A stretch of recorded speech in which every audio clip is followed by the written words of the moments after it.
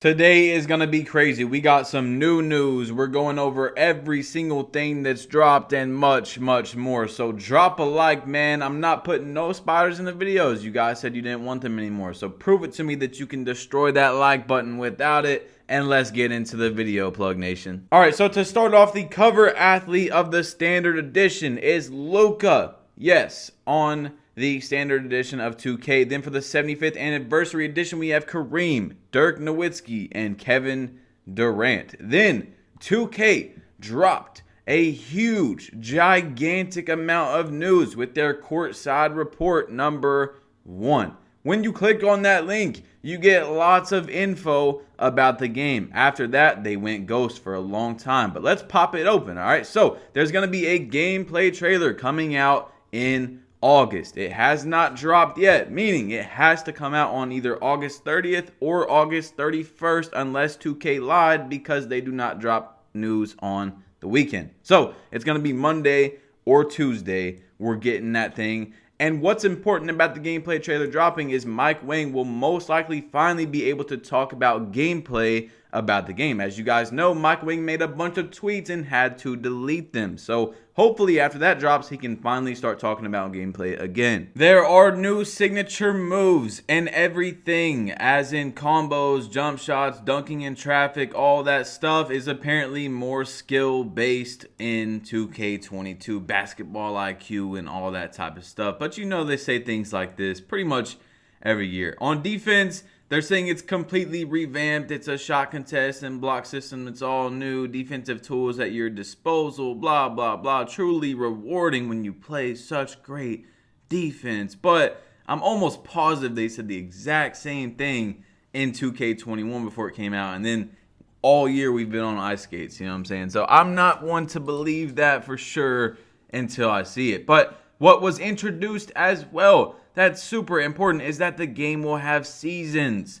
What that is every 6 weeks, you'll be able to unlock a bunch of rewards. And then after that 6 weeks, a new season starts and you'll be able to unlock more rewards. It's supposed to keep the game refreshing and make you want to play it all throughout the year, kind of like a battle pass in Fortnite or Splitgate or Call of Duty. Whatever you want to go off of, it's kind of similar to that, except all the items are free. The long-awaited return of the My Team Draft mode will be returning in 2K22. There will also be a new game mode in My Team that drops this holiday, and once again, cross-gen progress is the same thing. If you have a PS4 My Team, it's going to be the same on the next-gen PS5, but of course, the gameplay is probably not going to be the same. I know there's a lot of people that use best lineups for PS4 and PS5, and there's a big difference. So be careful with that. But into the next thing. The current gen or next gen, whatever you want to call it, is going to have an all new version of the city. And last gen is going to have a cruise ship on the game. Now,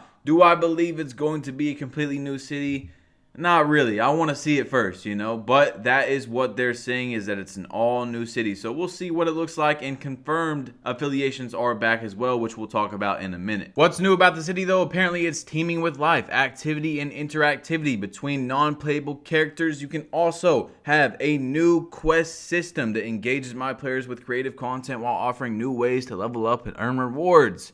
And then you have matchmaking on the next gen game, which we don't know yet for sure what that is, because next gen 2K21 had matchmaking for like the events and stuff like that. So it could just be that. All right, don't get your hopes up too far, because you know 2K could be bamboozling everybody, but they did say there's going to be matchmaking. So we'll see what that looks like when it comes out. The cruise ship will let you explore and hoop in nautical luxury, so I'm guessing there's going to be multiple spots where you can hoop. And also every single season there's going to be multiple events which take place where you hop off the cruise ship and you're going to be able to play in a different scenery. So that's going to be pretty cool. And then at the same time, they said they're going to give us more information in September. In My Career, you're going to be able to do what is called hidden talents, which is like being able to get in the hip hop business, the fashion world, and all that type of stuff, which they say is an intriguing lane in the industry. So once you're doing all that type of stuff, there's no place like home on the next gen game. You're going to be able to basically, what they're saying is, get a bigger and bigger My Core and stuff like that as you progress in your My Career. just like there has been in previous years where you unlock like the Jordan court in previous 2Ks. So that's going to be interesting to see what it looks like. And I know a lot of people that dribble up in their my court are going to be really excited about that. A guy that works for 2K came out on TikTok and said there will be new jump shot and dunk landings. He records the dunks for 2K, said no more speed glitching is going to be in the game, so goodbye play shots. No more crabbing. He said there is still a little bit, but not really any more crabbing, and new dunk animations. So that's pretty cool that 2K allowed one of the people that work for their game to come out and say something about it. Now, it pretty much went dry for a while. We didn't hear basically anything about 2K22 up until recently when we got more seasons news, information about the seasons. So we figured out every 6 weeks there's going to be seasons, which we talked about earlier, and it's going to be in every single game mode. The WNBA game mode, my team, my career, park, whatever you want to call it. And that's going to be interesting because every single season, each and every mode is going to have new and different rewards that you can unlock for free.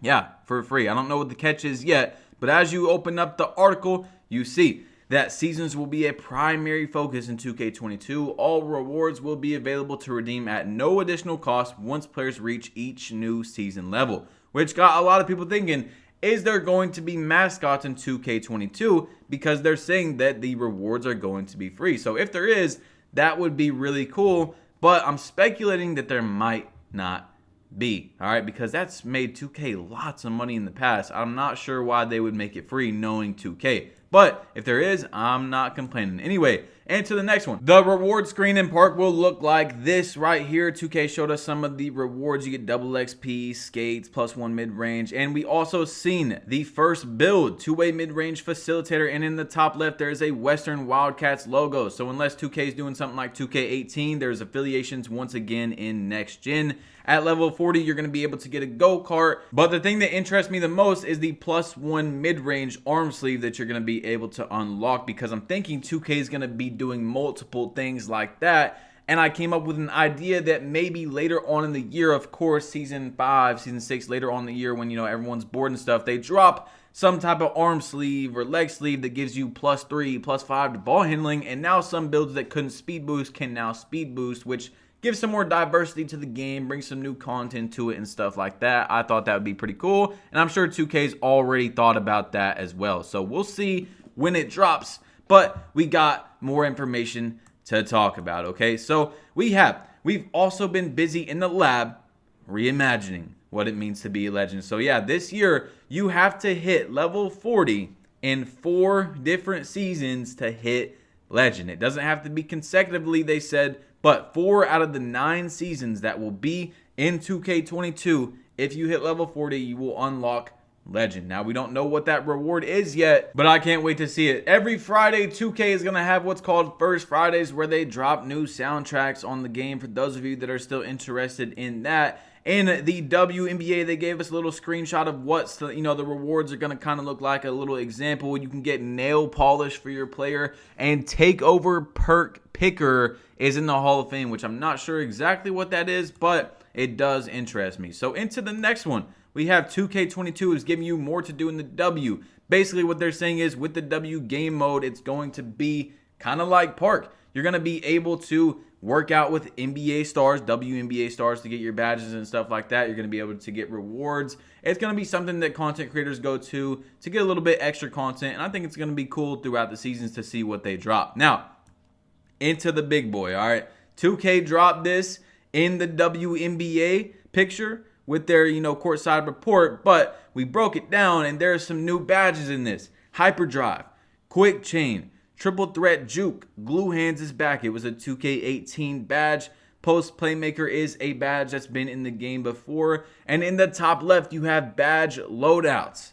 99% chance these are going to be in the park as well. You're going to be able to set up a class like in Call of Duty where you have a certain badge setup, and then you can switch it. You can have your second loadout to playing threes, or you can have your third loadout for when you play Pro-Am. So you don't have to keep going off and on with your badges and changing them. You can just go from loadout to loadout. So you can have a 2s loadout, 3s, Pro-Am, whatever you want to do. And in the top right, we learned something about the builder system. Remember, this picture is the next gen game, or current gen, what you want to call it now. But this is the next gen game, okay, guys? So don't look at these badges, and if they're not on the last gen game when it drops, be mad at me. This is the next gen screenshot. So badge distribution, it says you're able to get 32 badge points earned in the shooting category, which means there is a different kind of builder. It's probably similar to the 2K21 next gen, but they've changed it around a little bit, and we know that because you were never able to get over 30 badge points in one category unless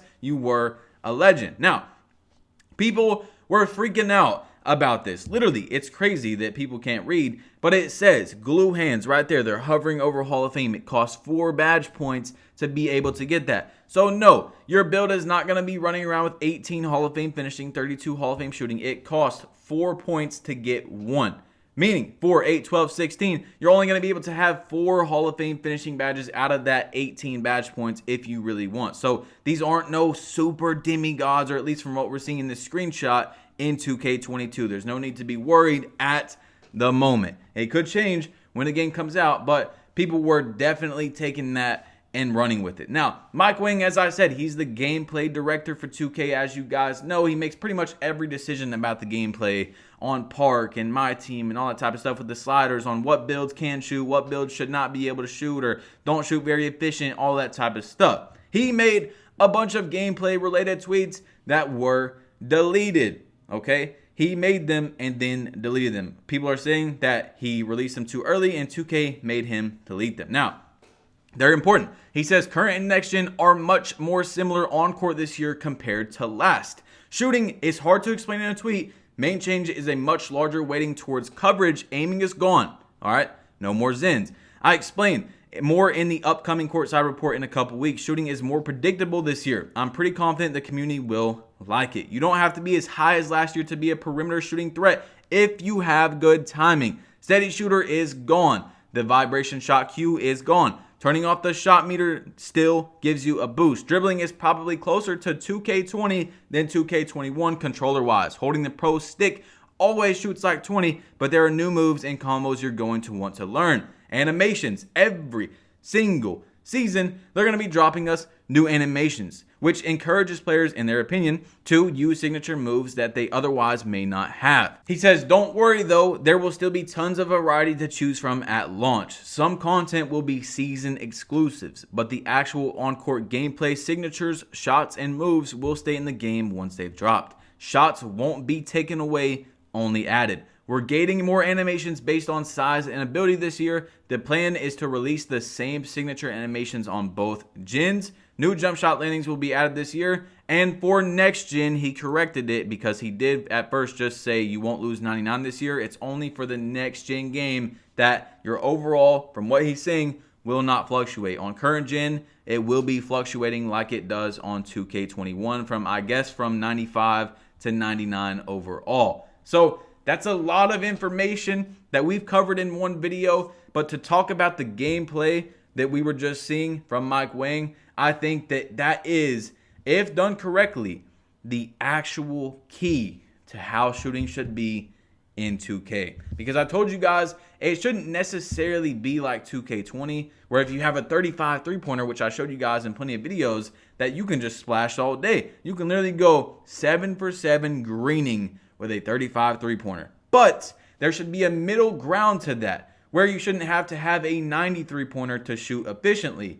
And if what Mike Wang is saying is it's based upon you being open or not, I think that's going to be a huge game changer. So you can shoot with like a 50, 60 three-pointer, but if you're covered at all, like 5% or higher, I'm guessing you're going to be bricking a lot. We'll see when the game comes out, but I think that is actually a beautiful idea that Mike Wang or whoever did came up with, because, I mean, that could be the key to finally having that middle ground of how shooting should be in 2K. Anyway, hit that subscribe button if you're new. Drop a like if you haven't yet. Your boy Badge Plug, you've been plugged in. Leave your opinions down below. I'll read every single comment, and I'm out.